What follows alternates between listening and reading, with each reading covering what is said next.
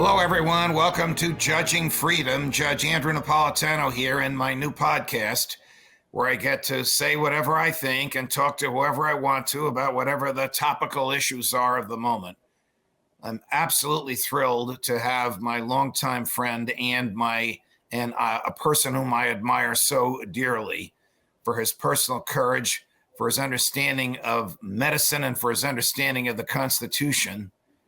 Senator from Kentucky, Senator and Dr. Rand Paul. Senator Paul, welcome to Judging Freedom. Good morning, Judge. Thanks for having me. Sure. You have made millions of friends in the Libertarian community and even in the community of those who are rational people and don't even have a political label by your dissecting of the excesses and the lies of Dr. Anthony Fauci. Can you make the case against Dr. Fauci or make the case why he shouldn't be where he is today? Well, I think Dr. Fauci is sort of a prime example of the debate over collectivism versus individualism. He is basically a collectivist at heart. He cares about the beehive and the total, but he doesn't really care about people as individuals. So if you have a son or a daughter that's 15 years old and they've had COVID, he doesn't care whether revaccinating them after they've already had it might cause myocarditis. He just says, the greater good is fine. The same way he didn't really seem to believe that a pandemic escaping a lab would be so much of a disaster. He sort of weighs it in balance. You know, a couple million people die.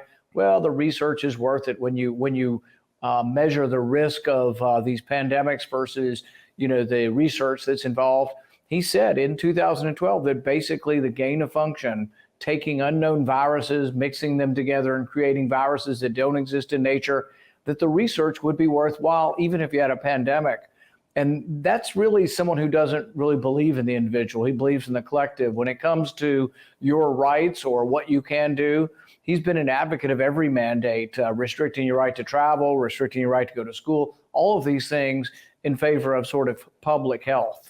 One of the reasons you're so powerful and so effective on this, aside from your understanding and embrace of individual rights, is because you're a physician and he can't sort of talk around you by using jargon that really physicians or almost any profession can do when they want to put somebody down. Why is he still there? Why do so many people still listen to him? How has he survived a Republican like Trump and now a liberal like Biden? Well, I think he's incredibly dangerous. And it's funny how the left says that the right is endangering people with information. It's actually the opposite of the truth. So, for example, when Anthony Fauci tells you to wear a cloth mask, that is actually endangering your health because they don't work. So let's say you're 80 years old and your spouse has COVID and you're going to stay with them and take care of them. If you wear a cloth mask while you're taking care of them, you're putting yourself at risk because they have no functional use. They do not protect you from the disease. So he's giving you bad advice. But here's the advice that's even worse than that. The idea that we don't count natural immunity, that we should immunize everyone equally in sort of just a random sort of way. Take India, for example. There's 1 billion people live in India and there's not enough vaccines. So wouldn't you want to prioritize those who are either elderly, at high risk, or who have not had the disease? Since he doesn't count the disease at all, you have millions of people in India taking his advice, including their public health doctors, and lining people up who have already had COVID. Well, that's a waste of the vaccine. And so thousands of people will die waiting to get a vaccine because he's saying, oh, we should vaccinate everyone equally. It also goes back to sort of how we should have addressed this. Dr. Scott Atlas and others said we should have prioritized those at risk, the elderly, those in group home situations. And if we'd have done so, we could have done a better job and still could do a better job at targeting our resources. The other argument, and this is a little more difficult argument, but since children are not very much affected by this disease, we actually are probably better off children accumulating natural immunity in the natural way because it's a broader immunity and probably will protect the rest of us better. And actually, this disease is less deadly in children than the seasonal flu. So everything Dr. Fauci has done has been sort of misinformation, wrong information, but he's actually endangered lives with this misinformation. One of my producers has been vaccinated, and he and his spouse, and they both came down with COVID, notwithstanding the vaccinations. How does one acquire natural immunity? Just by going about your life and not being afraid of the world, or is there something you do to acquire it? Well, the natural immunity that I'm talking about is acquired from getting COVID. So not everybody has sort of natural immunity. It's not innate. You get the disease and you respond to it. Right. This is how we discovered vaccines. We discovered that the body responds to a virus. So then we tried to simulate that in vaccines. The first vaccine sort of miracle was the smallpox vaccine. It was actually, they took the vaccine from somebody who had it and gave it to you. And it did have a great deal of risk. About 1 in 50 people would die from the live vaccine. But the risk of dying from smallpox was 1 in 3. So people lined up by the droves. Even George Washington sent his wife to get vaccinated. But interestingly, George Washington didn't get vaccinated. Why? Because he'd already had smallpox. He got it in Barbados when he was about 15.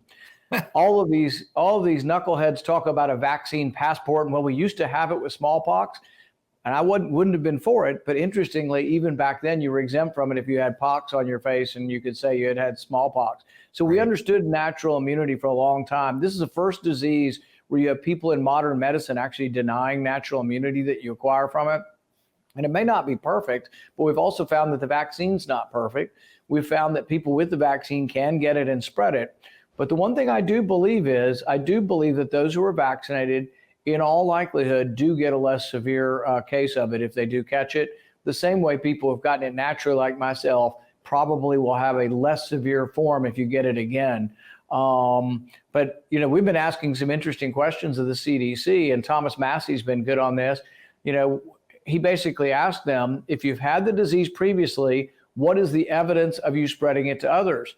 And they said, well, they don't have any evidence because they don't collect the data. They're collecting no data on an important segment. Maybe 100 million of us have had the disease naturally. They just seem not to care at all what has happened to natural immunity. I mean, they're bureaucrats. They're certainly not going to collect data that undermines their own argument and their own power, even if that data would help free people to make free choices. So, Anders, I appreciate what Congressman Massey is doing. You and he are the only among the few that understand the Constitution in the Congress. I want to switch gears to that. Was there any debate in the Senate where so many Republicans, I think 19 Republicans, voted with all the Democrats in favor of President Biden's $1.2 trillion infrastructure bill? Was there any debate that, hey, where's this in the Constitution?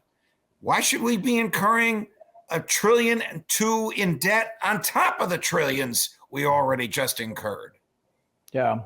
And this is the thing that people, I think many Americans realize, but in Washington, they seem to not care at all about, is annually we were running about $1 trillion deficit, paying for Medicare, Medicaid, Social Security, military, all the traditional things we have in our budget, right. About $1 trillion short every year. Then we added another $1 trillion in spending for infrastructure.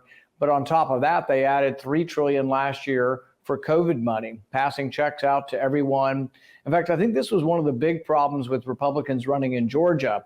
You know, they ran this race and they told you that the Democrats were radical, extreme socialists and that we had to stop them.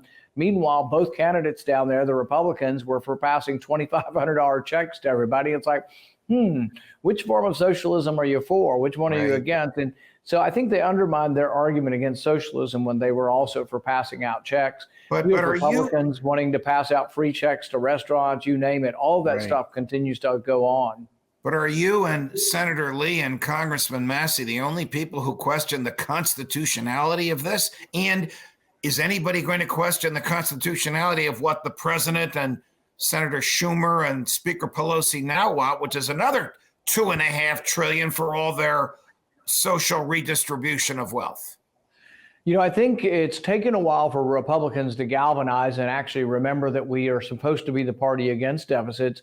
But I think they do know that now. And so the reconciliation package, this next package of social spending or big government socialism that's coming, there won't be any Republicans vote for it on the Senate side. I don't think there'll be any Republicans on the House side. So occasionally when Republicans are in the minority, they tend to remember that they're supposed to be the small government party. When they're in the majority, not so much. And so this is a real problem. It's also why I tell people primaries are incredibly important. And there will be some primaries out there where hopefully there will be some alternatives and there will be some small government Republicans that are out there. And we tend to look at these. I don't get involved in a lot, but we'll probably try to get involved in maybe 5, maybe 10 congressional House seats and see if we can try to get the more libertarian leaning, the more constitutional conservative leaning person to get the nomination. When you make an argument about the constitutionality of the issue at hand on the floor of the Senate, do your fellow senators roll their eyes, or do they take these arguments seriously as the Senate once did? As you know, my dad used to always say the least effective argument was either a moral or a constitutional argument. Yeah. And I think that's still true. Now, we still make these arguments, and I'll give you an example on the FISA.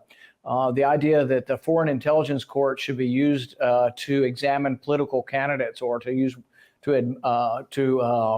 allow wiretaps of political candidates. I think that's an egregious use of the intelligence apparatus and a very, very dangerous encroachment on a free country to allow the intelligence community to do this. When I argued this case in front of the FBI director recently, that it was a less than or an extra constitutional type of warrant to allow a FISA warrant to examine an American, particularly an American politician. Right. And he just said, oh, no, you're wrong. This is absolutely the Constitution. I said, well, where in the Constitution does it say there's an exemption to the Fourth Amendment if you are examining an American citizen for something supposedly done in this country? And I think it's very tangential and weak link to say you're associated with a foreign government. Because here's the thing, FISA warrant says you have to have probable cause that you're associated with a foreign government. The problem, as you know, is if someone's running for president, you're going to have a host of people around you who have had foreign policy experience and are familiar with and communicate with foreign leaders on a routine basis. It's crazy to think that we would not have the Constitution protect these Americans. See, when you make arguments like that, I'm scratching my head as to why liberal Democrats don't join you. Ron Wyden and those guys who, when they talk about civil liberties, are on the same page as we are with respect to that kind of spying. Interestingly, I forced a vote on saying FISA should only apply to foreigners, which is what it says, Foreign Intelligence Court, and exempt Americans from it. And we'd reserve this document called the Constitution for Americans. Most of the Democrats who have been on my side on many of these issues, they voted no on this. And their argument was, well, we need a waiver for national security to let the president waive this using of the Constitution for Americans. And I was like, but you realize once you grant presidential waivers, they use them and it becomes a document that doesn't protect us anymore. Correct. And the interesting thing about the Constitution, I know you know this because you've written extensively about it, but the interesting thing about even the thing we fear and we say we got to get those foreigners who are going to attack us, the terrorists, when we've tried them, I think well over 300 in American courts, in public, where they get an attorney, where they have the adversarial process that you talk about how we find truth through the adversarial process. We've convicted almost every one of them in a public court with an attorney, with public facts. So I don't think we need to fear things so much that we, just throw the Constitution out the window. Last question. Should we fear or should we be concerned about 100,000 Russian troops suddenly showing up at the border between Russia and the Ukraine? Or is that Putin's business?